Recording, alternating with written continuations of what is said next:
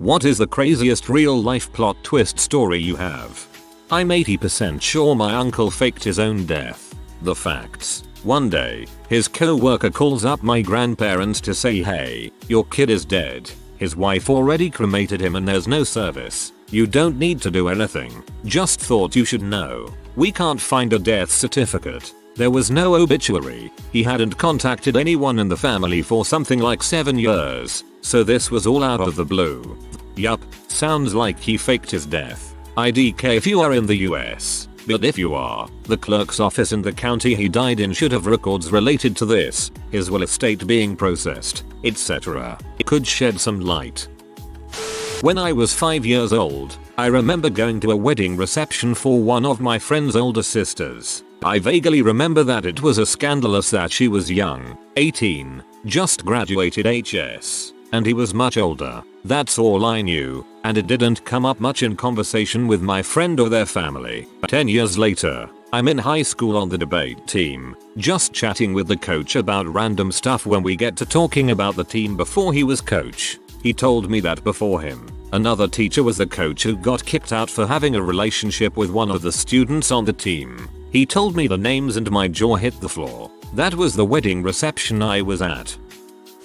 The husband of an elderly couple near me died about a year ago. The wife for most of her adult life had a pretty serious drinking habit and her husband kept her on track. A month or two after his death she found someone new off the internet. He quickly moved in, but something wasn't right about him. He'd often be seen buying multiple bottles of vodka and whiskey and taking them home with him. He was doing this every 1-2 days. Anyway, soon after the police came asking people in the local area to see if anyone had seen the elderly woman and her new partner, as they believed they had recently got married. This could be because if she was to die her nice house would be left to him now. He kept buying alcohol for presumably her, until 2 police vans, an ambulance and crime scene investigators were seen outside the house. No one has been seen in or around the house since. At first I thought he was trying to kill this poor woman off through her drinking habit, but got fed up and tried to murder her so he could have the house. But according to neighbors she killed him to stop the apparent abuse he'd been putting her through.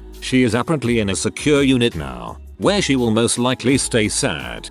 Okay, that was a twist if I ever saw one. My girlfriend of 2 years moved a couple hours away to go to school. We saw each other most weekends. The weekend before Valentine's Day we were together and it was great. The next weekend on V-Day I go to see her at her parents' home. I see through the window as I walk up to the house. Her and her fiancé are showing her parents an engagement ring.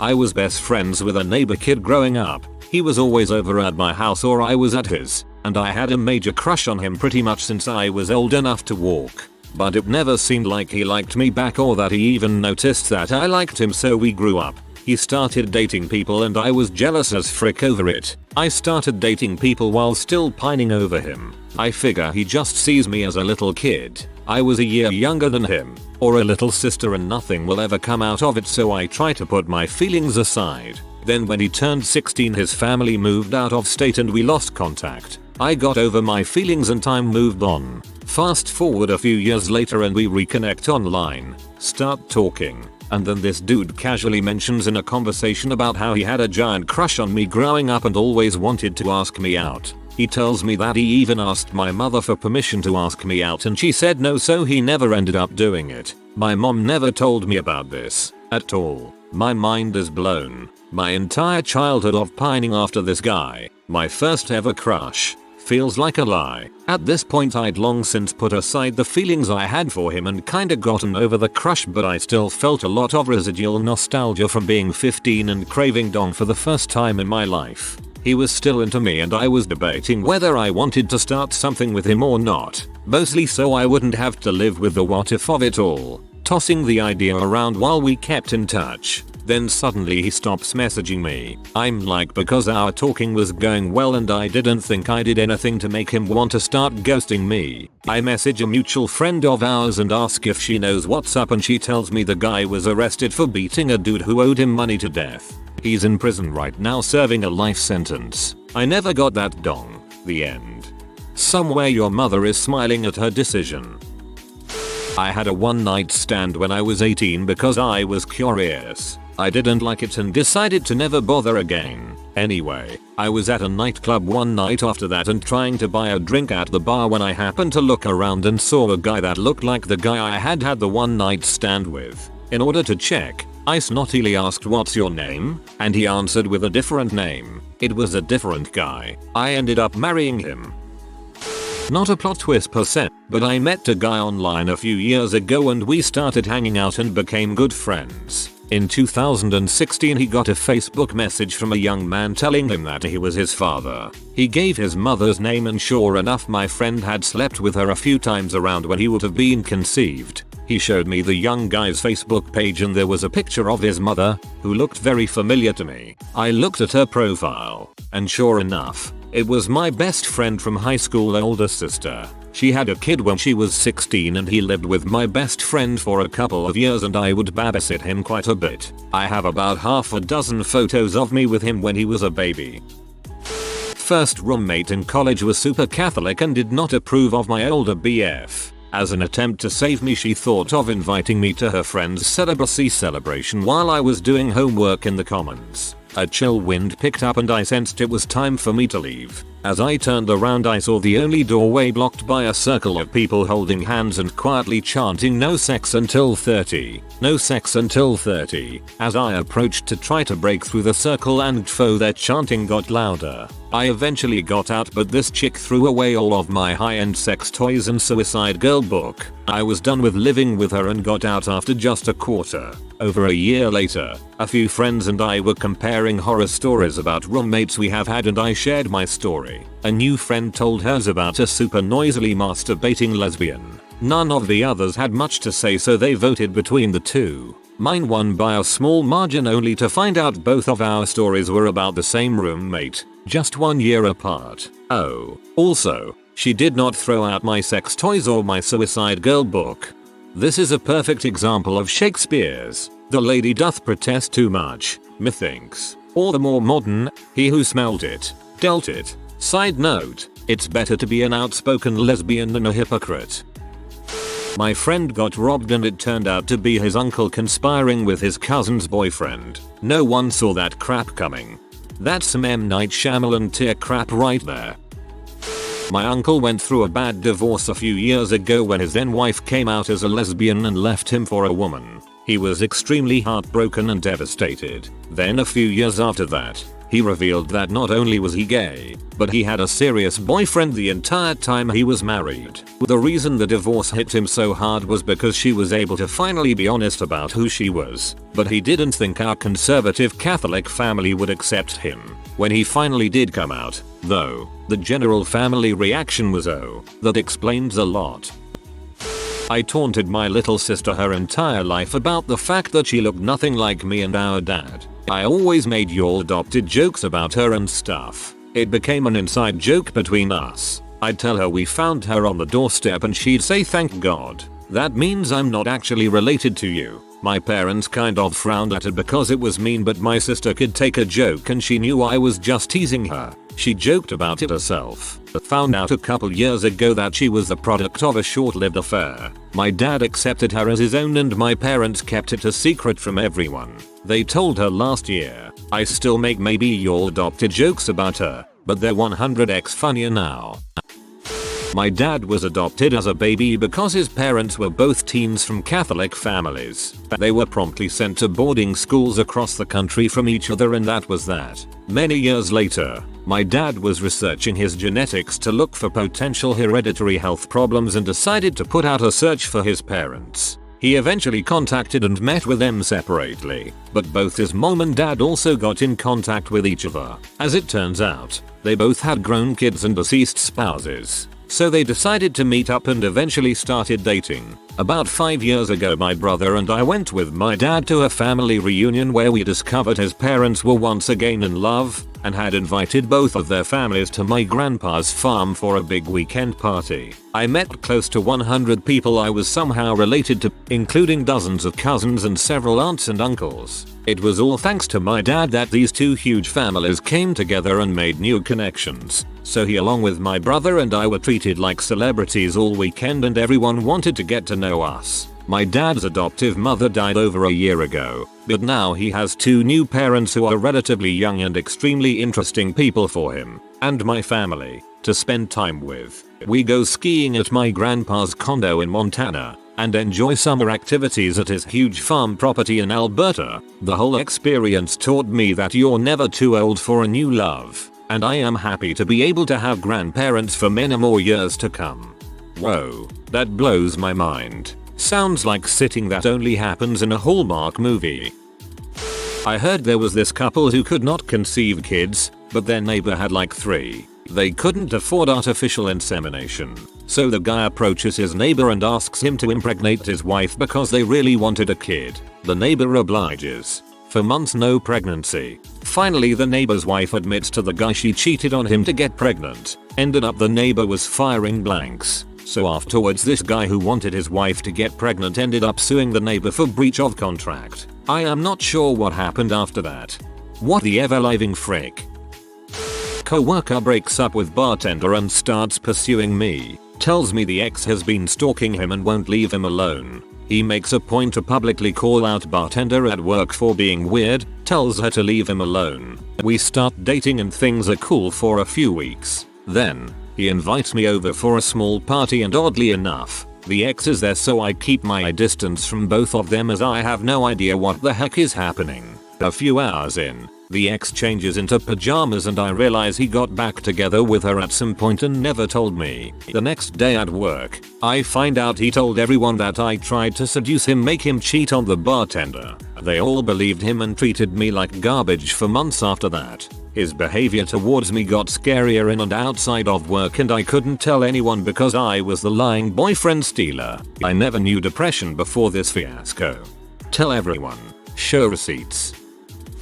From my own life. It's a small one but a ridiculous coincidence. 2012, I'm in a bar being chatted up. We're telling funny stories, so I told a long story of how I ended up almost in a fist fight with a minor celebrity in 1999. I didn't know that the woman I'm talking to had done acting as a teenager, and I definitely didn't know that she had played the same minor celebrities on screen girlfriend in 1998.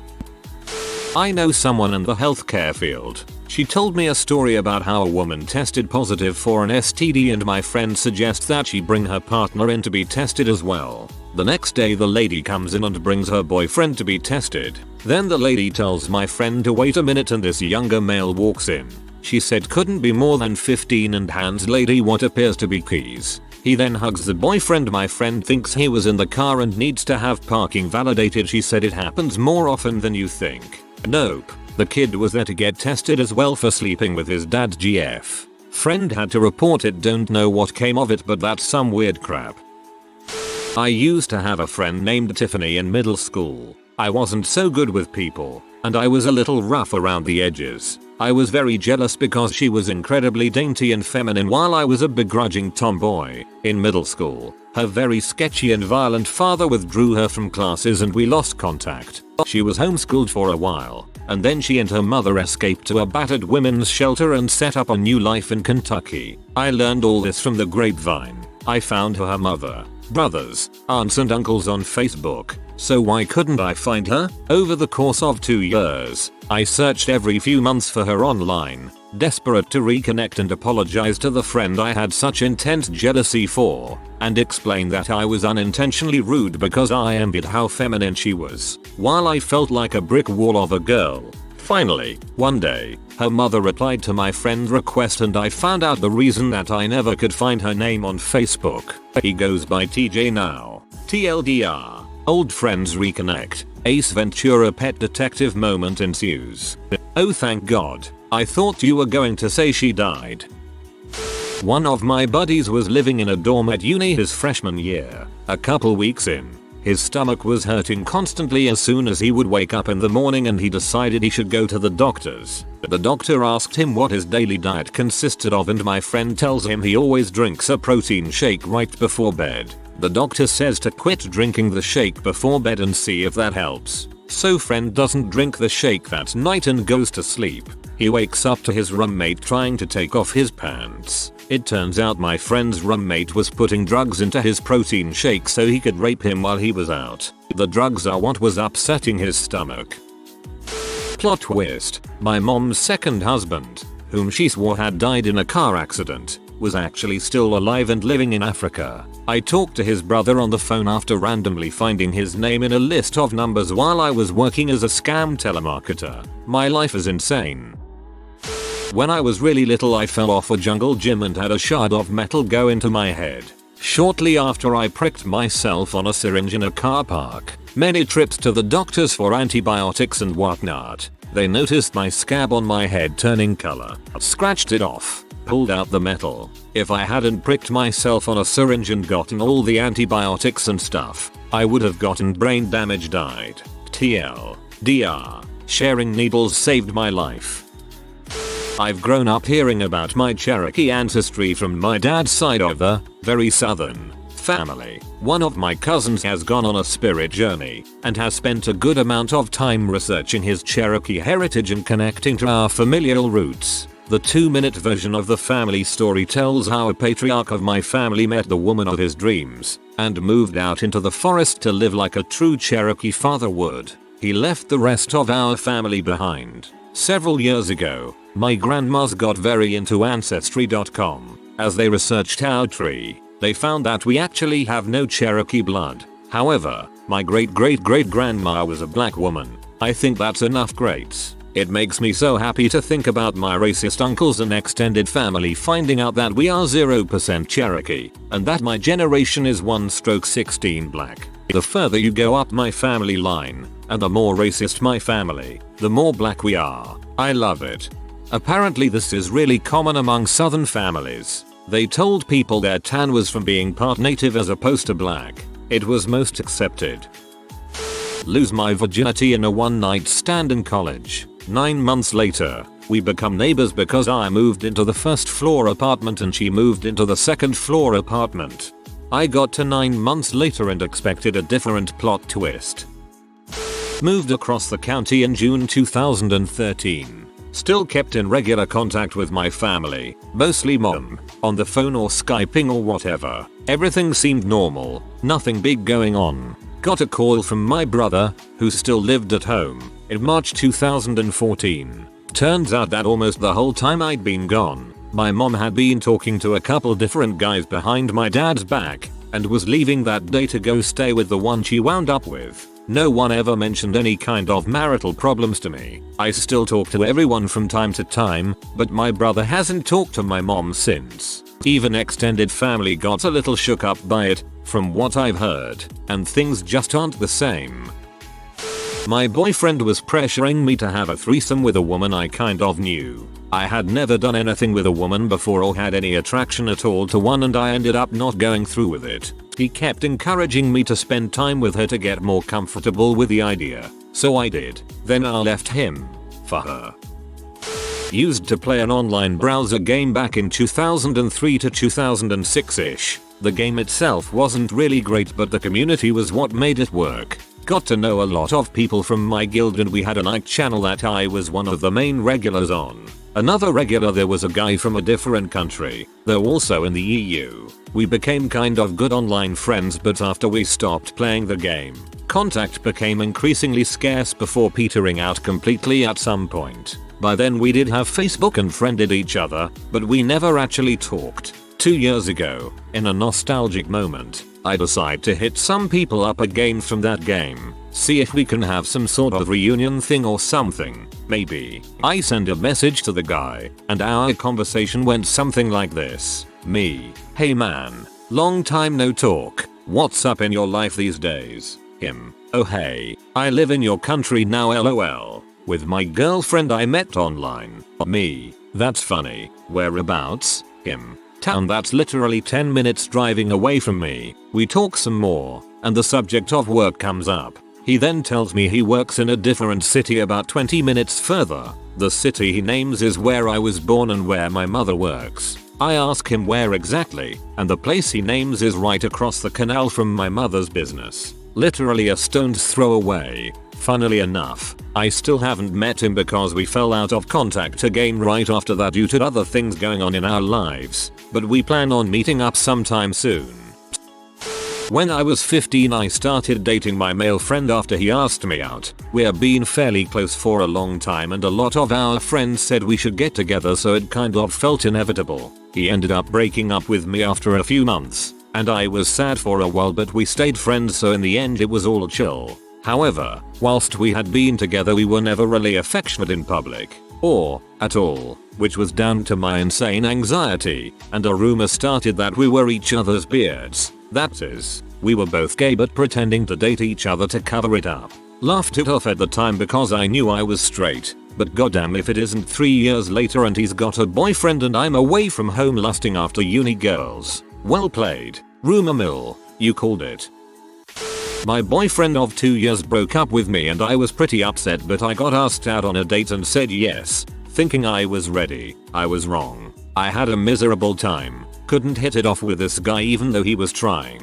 Anyway, he took me to a concert on the other side of the city, an area I'm not familiar with and never go to. On the way home, I'm feeling sad and text my ex, which was lame but I did it. My date thinks something is wrong with one of his back tires and pulls over into an apartment complex. It's 1 AM, dark, and I take little notice. While he's outside fiddling with the tire, I get a text back from my ex basically telling me he wished he had never met me and to leave him alone. At this point I'm trying not to cry and realize how big of a mistake it was to go out that night, and in general just feeling depressed AF, thinking I'll never be happy again. I tell date guy I'm sorry but I'm not ready to be in a relationship again. The night ends. Cut to 2 months later, I finally feel like I'm moving on and try online dating. I hit it off with a guy I'm talking to. We meet up and have a great time. Start dating. The first time he brings me back to his place, it's nighttime. I'm looking around the outside of the apartment complex and can't shake the familiar feeling I had been there before, which didn't make sense because this was 45 minutes from where I lived and not an area I ever went to.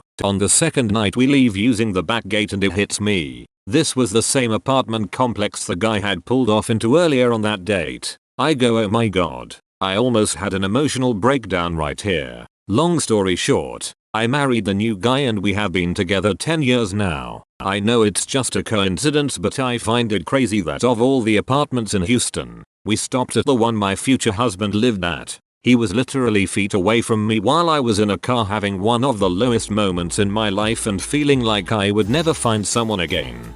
Right place, wrong time. That's cool though, so glad you ended up with him.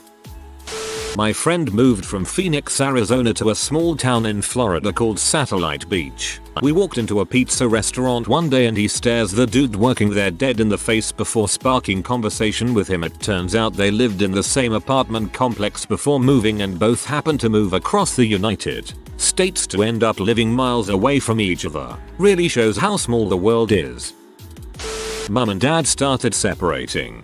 Dad was devastated and mum wouldn't tell him why. Mum finally confesses she's in love with a woman who was my high school teacher and also my ex-best friend's mum. Think that actually gave dad some closure since he realized it wasn't his fault. Dad and I move out together, live happily for a year. Then he died suddenly and I had to move in with my boyfriend, who left me less than a year later for his best friend. Lots of plot twists. Summer of my sophomore year of college, was friends with this girl who was in high school with me, and we decided to start dating. It was a summer thing while she was back in the local area, and we decided to cordially break it off when she went halfway across the country to school. We remained friends. Not close friends, but friends. 15 years later her mom married my dad. They had both lost their spouses at a relatively early age, and they happened to meet and fall in love. So the girl I used to date is now my stepsister. Made for a heck of a toast we both made at the wedding. There was this guy when I was growing up who I would call Uncle Jerry. I never knew why. I just assumed it was one of those he's super close to the family, so he's your uncle kinda things. Finally, at the age of 20, I found out he was my dad's uncle, which was surprising, because they are 2 months apart in age. There's no real twist here, I guess. I was just a dumb child. My friend's niece is 3 years younger than her. It's funny to see people's reactions when she tells stories about partying with her niece at carnival or out at the club. We were at a college fundraising event and our friend Dom was desperately and obnoxiously hitting on any female in sight during that time, including me, but anyways, there was one girl in a hat who started hanging by our group's table to prevent Dom from coming on strong on hat girl, and so she didn't feel uncomfortable by Dom. My friend told him she was gay. Dom left her alone. Fast forward a few days and friends including Dom are sitting at lunch when hat girl comes and starts talking to one of the girls at our table, and somewhere along the lines hat girl said to female friend, "Stop it, you know I'm gay." We had no idea she was actually gay, so we were dying when that happened. The real plot twist in this comment is how I thought hat girl was a typo for T hat girl. I was questioning the functionality of ARP's T button. Then I realized I are not smart. If you are new to the channel, you can subscribe. I publish new videos every day. Until then, check another video.